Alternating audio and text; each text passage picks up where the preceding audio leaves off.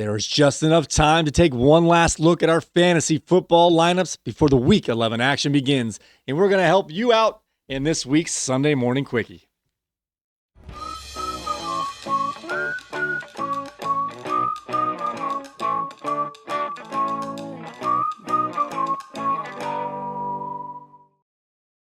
Welcome on into another edition of Wingman Fantasy Football, the League Podcast. I'm your host, Michael Furley, and if you would allow me, I'd like to help you set your fantasy football lineups. It is Sunday, November 16th. This is episode 194, and it's time for a Week 11 Sunday Morning Quickie. In this show, we'll see who's in and who's out for week number 11. We'll also review our show starts of the week, let you in on the players to watch in our Wingman Jam contest, and we'll let you know the very best way to get the most updated news to help you set your fantasy football lineups. But before we do any of that, I'd like to make sure that everybody is in the room. Wingmen assemble! All right, now that everyone is here, let's see who's in, who's out, who's hurt, and who's not in this week's Actives Inactives. All right, starting off, we have players that are not going to play today because their NFL teams are on bye. The Indianapolis Colts and the New Orleans Saints are out this week, which means we will be without Daniel Indiana Jones. Hey, lady, you call him Dr. Jones. We will be without Mr. Business JT Jonathan Taylor. As long as I got my suit and tie. Michael Pittman Jr. will be out this week as well due to bye, and rookie sensation Tyler Warren G. Regulators! Mount up! Are all out of our lineups due to their teams on bye this week. Also, we'll be without Chris Olave. And Alvin Kamara and Juwan Johnson are also out of our lineups this week. All right, now for players that were placed on the IR this week and going to be out for various amounts of time, let's go through these real quick.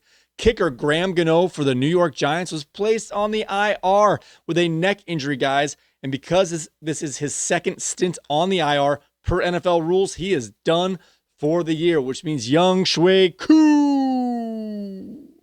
will be making the kicking, getting the kicking duties for the Giants for the remainder of the season until he's either hurt, benched, or cut. All right.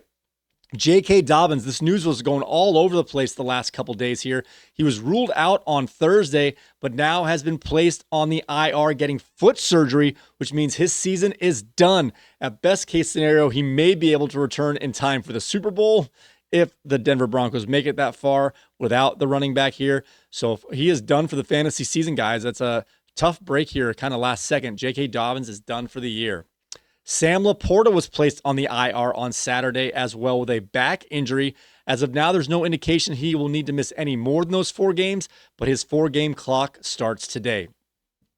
Garrett Wilson was also placed on the IR as he aggravated that knee injury the week prior. The Jets game was on Thursday, so he's already missed the 1 game. He has 3 games left to miss before he's eligible to return. Kyler Murray also has 3 games left before he's eligible to return. However, I'm not sure, even if he does come back, if he's getting the starting job back from Jacoby Brissett. Luke McCaffrey also has 3 games left to go. Mike Evans has 2 games before he's able to return. However, his injury was going to keep him out longer than those 2 games. And Darren Waller, this is the last game he will have to miss. He might be eligible. He may be activated as early as next week. Now for a couple players who have already fulfilled their 4-game absences here, but they're probably going to be out 2 to 4 more weeks, depending on who they are here. Amari Hampton, Trey Benson, and Jaden Reed all can come back at any time. But at this point, we expect them to be out at least 2 more weeks, if not a bit longer. All right, now let's get into our games. Starting off with the early game today in Madrid at 9:30 a.m. Eastern Time. The Washington Commanders are playing against the Miami Dolphins. And we have a few players with some injury designations here. Starting off with Jaden Daniels. Washington QB is out today, dealing with that dislocated elbow here. He might return in the next week or 2, which would be amazing, but he is out once again today. As is his wide receiver, Terry McLaurin, is also out with that aggravated quad injury. Chris Rodriguez, who left last week early with a shoulder injury, has no injury designation. He is good to go and will play in Madrid. And the Dolphins are coming into this game with no major injury designations, so they are good to go as well. On to our next game, starting off with the 1 o'clock slate here. Carolina at Atlanta Falcons in a rematch from that 30-0 defeat of the Falcons by the Panthers in week number 3. Carolina has no offensive players with any injury designations here. I do want to mention Rico Dowdle was limited on practice this week with a quad injury. However, he's off the injury report. He's going to get back into that starting lineup. Drake London, who's dealing with an illness, is still technically listed as questionable going into Sunday. However, he is expected to play today. All right, moving on to our next game here. Tampa Bay at Buffalo. A pretty big game here as we have top teams from opposite divisions, conferences rather. And the Tampa Bay has the same old story despite the optimistic practice reports. Bucky Irving and Chris Godwin are out once again for the Tampa Bay Bucks. On the Buffalo side here, we have Dalton Kincaid has also been ruled out with that hamstring injury. And if you're desperate with the absence of Kincaid, we have some players being called up. Gabe Davis and Mecole Hardman have been activated for the Buffalo Bills. Before we leave this game, I have to mention there's a weather issue in this game. We've got windy conditions in Buffalo today with sustained winds of 20 miles per hour and gusts reaching up to 30 miles per hour. With the Buffalo Bills having the overall better running game here between Josh Allen and James Cook, I'm actually leaning Buffalo to handle this one relatively easily. All right, our next game here, another 1 o'clock start. The LA Chargers going to the East Coast, heading to Jacksonville to take on the Jaguars. We have Quentin Johnston is listed as questionable with a shin injury for the Chargers. However, he is expected to play. And this one is crazy good news. Aronde Gatson left last week with a knee injury. It's now considered to be a knee contusion. He is off the injury report, guys. He is going to play today without any limitations. I mean, he might be sore or slow, but he has no injury designation. Should be good to go, and he will play today for the Chargers. Moving over to the Jacksonville side here, we have Brenton Strange, who completed his 4-game absence due to him being on the IR. Had his practice window open this week. I thought he had a decent chance to play. However, they're going to hold him out one more week. Brenton Strange is not going to play. And Brian Thomas Jr., who missed last week with an ankle injury, came into this weekend listed as questionable, although the news is not good, guys. Although he's not officially ruled out, he is not going to play today, guys. Make other considerations if you're planning on playing any Jacksonville receivers. Our next game here, when we start our list of divisional matchups, we have Chicago at Minnesota at 1 o'clock p.m. Indoors, so no weather to worry about here and no injuries to worry about. We have no major offensive players with any injury designations in the Chicago-Minnesota matchup. We have a chance here for a decent high-scoring game with the good health and the good indoor conditions. Our next game here can't be said to be the same here as the Green Bay Packers heading into the New York Giants, heading into New Jersey to take on the New York Giants. Another 1 o'clock Eastern time kickoff here. And we've got some news here. Brandon McManus, they say he's dealing with an injury. I think it's just a way to demote him as they're going to bring up Lucas Haversick to take over the kicking duties once again today. And I think by saying he's injured, I mean, he might be, but saying he's injured means they don't have to say he's demoted. If you don't recall here, Lucas Haversick made all of his kicks when he came in last time for Brendan McManus, and McManus has been struggling in his return. However, I'm not looking to recommend any kickers in this game, and we'll get to that in just a moment. Let's get on to the New York Giants side of the ball here. Jackson Dart is out with that concussion, so he's going to miss this week, meaning Jameis Winston has been catapulted into the starting lineup this week. This could be a mess, a disaster, or a lot of fun. We'll have to wait and see. However, he will not have Darius Slayton to throw to as the Giants wide receiver is also out today. Now, the reason I said I'm not looking for kickers in this game here is we have swirling winds in New Jersey, around 15 to 20 miles per hour. So there's a chance for some Jameis Winston's interceptions and some missed kicks. I mean, that 15 to 20 is not crazy, but with the swirling conditions mixed in with a moderate winds here, it's not ideal conditions for some long passes and long kicks. Our next game, another division matchup here, Cincinnati versus Pittsburgh Steelers. This is a huge game, guys. Cincinnati needs this win to keep their slim playoff hopes alive, and Pittsburgh needs to win this game to stave off those people trying to chase them as they've hit a slump after having a good start to their season. All right, which players are going to be out today? For Cincinnati, Joe Burrow, despite getting in some practices this week, is not quite ready to come back. He is out today with that toe injury. And Samaje Perine is also out today. He's dealing with an ankle injury. As for the Pittsburgh Steelers, no major offensive players with any injury designations. However, we have another game with windy conditions, 15 to 20 miles per hour sustained winds with gusts up to 30 miles per hour. I just realized I'm starting Chris Boswell. That's giving me second thought. Oh my gosh, what am I going to do? He's been great, but these are not ideal kicking conditions. All right, our next game, another divisional matchup here. Houston is going into Tennessee, a 1 o'clock p.m. Eastern time start. And we have C.J. Stroud missing a second consecutive game. He's out with a concussion, meaning Davis Mills, after an amazing fourth quarter last week, will once again get the start. And the rumblings are, as of now, that there's doubt C.J. Stroud will even be ready for next week's game, but we'll get to that when we need to later in the week. There will be no Kaimi Fairbairn-Stair this week, as the kicker will once again be out with a quad injury, meaning Matthew Wright will get the kicking duties for Houston. That might be a decent pivot if you have a kicker in one of those windy games. I'm kind of talking myself into picking Matthew Wright today instead of Chris Boswell. That's a risky play one way or the other. Heading to Tennessee, Calvin Ridley, who's missed the last 3 games with a hamstring injury, is listed as questionable, but he is expected to play today and make his return to the Tennessee Titans lineup. Now we're moving on to the later afternoon games at 4:05. San Francisco heading into Arizona. And this is crazy to say this, guys. There are no injury designations for the San Francisco 49ers. How could this be, you say? Well, Brock Purdy has no injury designation. He will start today. I'm going to give him a little hallelujah for that. Ricky Pearsall, who's missed the last 4 or 5 games with a knee injury, he's off the injury list. He is going to play today. The same can't be said, however, for the receiver for Arizona. Marvin Harrison Jr. is out today. He had that emergency appendectomy during the week. He will miss today's game. Bam Knight, who is listed as questionable all week, he's going to be good to go, guys. He is listed as questionable. He has that ankle injury, but he is going to play today.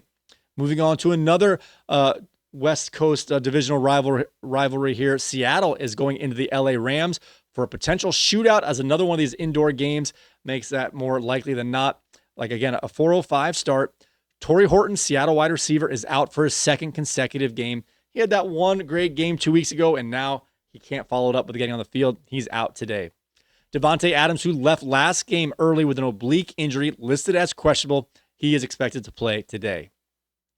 On to our next game, a 4:25 start on an East Coast home field here, or Eastern time zone. Baltimore heading into Cleveland at 4:25, and we have Justice Hill is out today with a toe injury. Rashad Bateman is also out with an ankle injury. Although he won't get on the field a lot, that gives a little more room here for Keaton Mitchell to be the backup in this particular matchup. I'm not sure how long Justice Hill is expected to be out, but if you want to throw a stash on your bench, now's the time to put Keaton Mitchell on the back of your bench and just see how this game goes. Lamar Jackson, who did miss practice this week with a knee soreness, is off the injury report. He will play and will be in the starting lineup. And the Cleveland Browns have no one with an injury designation. Nonetheless, there's no one we really want to start except for rookie running back Kenshawn Junkins. Because this game is going to be tough to throw on, guys. There's going to be heavy winds coming off of the lake in Cleveland today, with winds at 25 miles per hour and gusts up to 35 miles per hour in this contest. Expect a lot of running in this game. On to our next game, another game with a 4:25 kickoff. Kansas City at Denver. Isaiah Pacheco is out once again for the Kansas City Chiefs, meaning Kareem Hunt should get the bulk of the carries with Brashard Smith mixed in as well. And let's see. For the Denver Broncos, there are no offensive players with an injury designation this week except for J.K. Dobbins that we already mentioned is out on the IR. So R.J. Harvey should get a lot of work mixed in with Tyler Bidet and Jaleel McLaughlin. But Patrick Surtain, Denver cornerback, is out today for the pectoral injury. So he will not be shadowing Rashee Rice, for example. On to our 8 o'clock game, Detroit at Philadelphia. Man, this is an NFC championship preview here, and it's pretty clean in terms of bill of health. The only player who's questionable here is Isaac Tesla for Detroit. He was added to the injury report on Saturday. The combination of being not a major player with a late injury, still listed as questionable. I don't expect him to play today, although being that they start at 8:20, that has not been officially confirmed, but I would not expect Tesla to be on the field. Philadelphia Eagles have a clean bill of health in terms of major offensive players. And this one also has a little bit of weather at winds around 17 miles per hour. A little bit less than the other games here. Now that I've gone through those 30 mile per hour winds, this 17 mile per hour seems pretty tame. Our last game of the week is the Dallas Cowboys heading into Las Vegas at 8:15 p.m. on Monday night. Good news here, guys. We have a clean bill of health across the board. The only player out is Aiden O'Connell for Las Vegas, and he's the third string quarterback anyway. So all systems go for our Dallas Cowboys and Las Vegas Raiders. All right, guys, it is now time to let you in on who we've selected for our Week 11 starts of the week. Reminder, we're looking for some flex quality plays here, back end quarterback 1s to 2 range, so you can promote them into your starting lineup. And we're going to start off with, well, let's let you in on our starts of the week. Bring it in. Take a knee. Who wants in? Oh, pick me! Oh, I know, me! All right, son, don't let me down. You're in. Wingman Fantasy Football starts of the week. All right, we're going to start off with my co-host Bernie starts of the week, and we're going to let him tell you himself. Hey guys, it's Bernie here. Here are my Week 11 starts of the week. At quarterback, Jameis Winston. He's projected at 15.3 points against the Packers defense. They've been vulnerable to opposing quarterbacks, allowing multiple quarterbacks like Jacoby Brissett, Joe Flacco, and Dak Prescott to put up strong fantasy performances against them this season. Winston is a high-risk, high-reward play with weapons like Wan'Dale Robinson and Theo Johnson in what should be a pass-heavy game script. At running back, Woody Marks. He's projected at 10.55 fantasy points against the Titans defense. Tennessee allows the 9th most fantasy points to running backs this season, making this one of the best possible matchups for Marks. And at wide receiver, T. Higgins. He's projected at 11.78 fantasy points against the Steelers defense. Pittsburgh has been fantasy goldmine for opposing receivers. They surrender the most passing yards in the entire league at 269 yards per game and allow the league high 40.6 fantasy points per game to the wide receiver position. And those are my Week 11 starts of the week. Thank you, Bernie. All right, guys, now it's time for me to let you in on my starts of the week. Starting off at quarterback, I'm going with Tua Tagovailoa against the Commanders. The Commanders give up the 5th most points to the quarterback position. However, if you've been paying attention, it's been even worse than that over the last 3 weeks. I expect Tagovailoa to have a monster day in Madrid. My running back start of the week is Jaylen Warren versus the Cincinnati Bengals, who give up the most points to the running back position. Bernie mentioned that this game should be pretty high scoring. And with the windy conditions, I think they're going to stay on the ground a little more than in the air. My receiver start of the week, once again, is a tight end. I never learn. I'm going with Brock Austin Bowers. Yeah, baby. Yeah. The Vegas Raiders are going against the Dallas Cowboys. They give up the 14th fewest points to the tight end position, so middle of the road. But this should be a high-scoring game on the Dallas side, and Brock Bowers is the best receiving threat for the Las Vegas Raiders. So I'm going with Brock Bowers for my receiver start of the week. All right, guys, let's take a look at who you should be keeping an eye on here for our Wingman Jam contest. In case you are not aware, the Wingman Jam is a game where we play, where we invite you guys to play against Bernie and I. You pick an NFL team, pick your a stack of your favorite 2 offensive players from that team, and we go heads up to see who has the most fantasy points for the week. We do half-point PPR scoring, 4 points per passing touchdown, and no negative points for fumbles or interceptions or things like that. So with that being said, let's get into this week's Wingman Jam.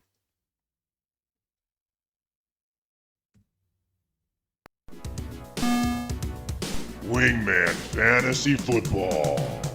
Wingman Jam with Bernie the Bounty Hunter and Amazing Spidey. Boom shakalaka.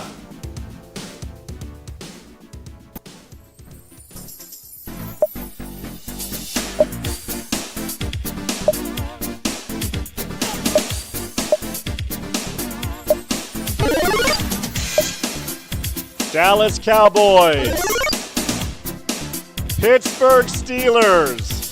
It's a beautiful day in the neighborhood. All right, I'm going with Mr. Rogers. I'm going with the Pittsburgh Steelers stack of Aaron Rodgers and Jaylen Warren, while Bernie's going with the Dak stack. He's going with the Dallas Cowboys, Dak Prescott, and CeeDee Lamb for his Wingman Jam. Once again, guys, we open this up to you, and we are starting a new phase, so our records start over. It's a 3-week little mini season here, and the manager with the most points after 3 weeks will earn themselves a seat, the second seat into the Showcase Showdown, and you'll be taking on Andrew F., who won Phase 3. He's already sitting there waiting for you guys to see who's going to win some Wingman Fantasy Football swag. All right, guys, before I go, I want to let you guys know of a website I like to use to get the most updated news to help you set your fantasy football lineups. Go ahead and head over to wingmanfantasyfootball.com. On that site here, we have aggregated news feeds, social media posts from prominent reporters like Adam Schefter, Ian Rappaport, Around the NFL, Pro Football Talk, and Underdog Fantasy.